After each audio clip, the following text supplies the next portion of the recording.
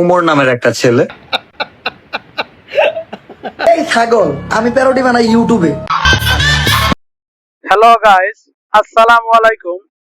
আজকে আপনাদের দেখাবো কথার মারপ্যাচে কিভাবে উমর অন ফায়ার এবং থটস অফ বেল্লাল মারামারি করতেছে, ঝগড়া করতেছে, একে অন্যের দোষারোপ করতেছে, একে অন্যের চেয়ে আগানো সেটা বোঝাচ্ছে।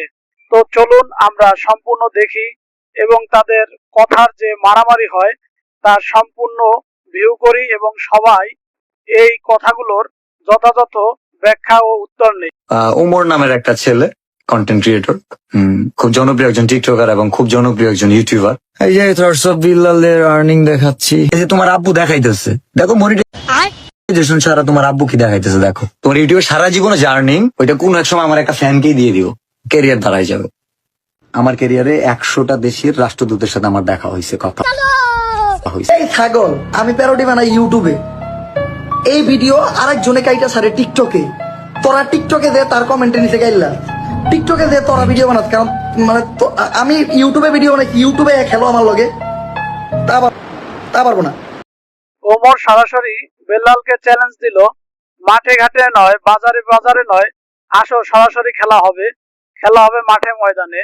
এদিকে নাসা ভাইও কম যায় না, নাসা ভাইও দিয়ে দিল এক হাত। তুমি পারবে কিনা জানি আমি, তাও স্বপ্ন আমার একটাই, এই ট্রেন্ড কাজে লাগিয়ে হাজার হাজার পিস তাবিজ বিক্রি করতে চাই। ভালোবাসে বিয়ে করেছে কয়জন, সবই তো খায়া দেওয়ার গর্জন।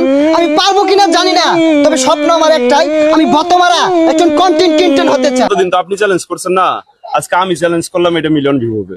ভুলে পড়া জীবন খাতায় কলম দিয়ে লেখা, ওখানেও কিন্তু আছে 1000 টাকার চেয়ে মূল্যবান কথা। ওটা লেখা আছে। আজ এ পর্যন্তই। অবশ্যই সবাই জানাবেন ভিডিওটা কেমন লাগলো। আগামীতে এদের নিয়ে আবার ভিডিও নিয়ে আসবো আপনাদের কাছে। ধন্যবাদ সবাইকে।